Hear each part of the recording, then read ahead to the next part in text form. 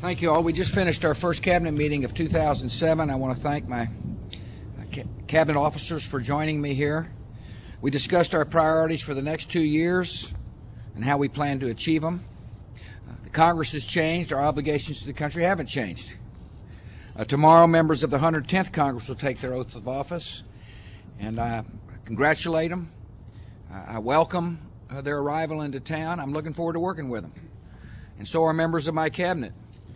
We've all been entrusted with public office at a momentous time in our nation's history, and together we have important things to do. It's time to set aside politics and focus on the future.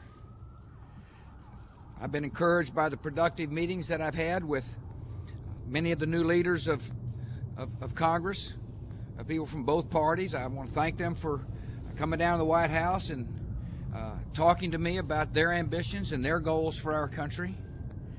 I'm hopeful that Republicans and Democrats can find common ground to serve our folks, to do our jobs, to be constructive for our country.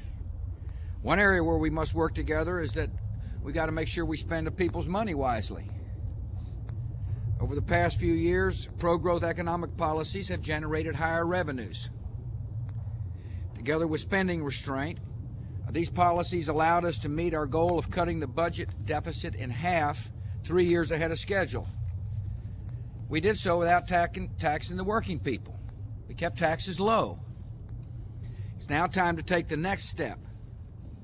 Next month, I will submit a 5-year budget proposal that will balance the federal budget by 2012. This budget will restrain spending while setting priorities.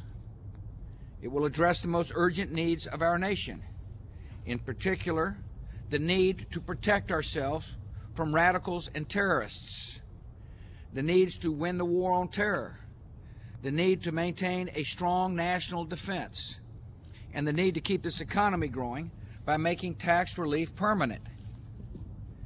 By balancing the budget through pro-growth economic policies and spending restraint, we are better positioned to tackle longer-term fiscal challenges facing our country, namely the entitlement programs.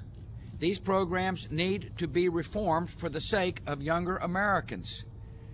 We need to reform Social Security and Medicare and Medicaid so future generations of Americans can benefit from these vital programs without bankrupting our country. Another area where we can work together is to reform the earmark process. One important message we all should take from the elections is that people want to end the secretive process by which Washington insiders are able to get billions of dollars directed to projects, many of them pork barrel projects that have never been reviewed or voted on by the Congress. Some of the earmarks are not even included in legislation. They're stuffed into committee reports that have never been passed and are never signed into law. Earmarks often divert precious funds from vital priorities, like national defense. And each year they cost the taxpayers billions of dollars. I appreciate the fact that Senator Byrd and Congressman Obey, the Democrats who will lead the appropriations process in the new Congress, heard the same message. For this year's budget, they pledged to maintain current levels of spending without additional earmarks. They agreed to a temporary moratorium on all earmarks, and this is a good start, and I appreciate their position. I also appreciate the fact that House Republicans last fall passed strong earmark reform put forth earmark reform ideas, and I appreciate their hard work. But we need to do more.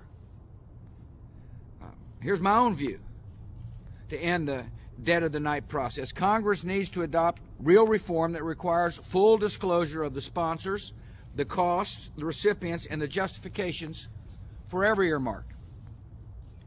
Congress needs to stop the practice of concealing earmarks in so-called report language. And Congress needs to cut the number and cost of earmarks next year by at least half.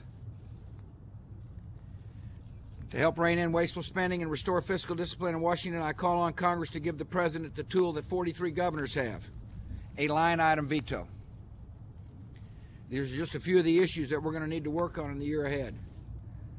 This new year brings new opportunities for progress, and I'm looking forward to working with the new Congress. Thank you for your time.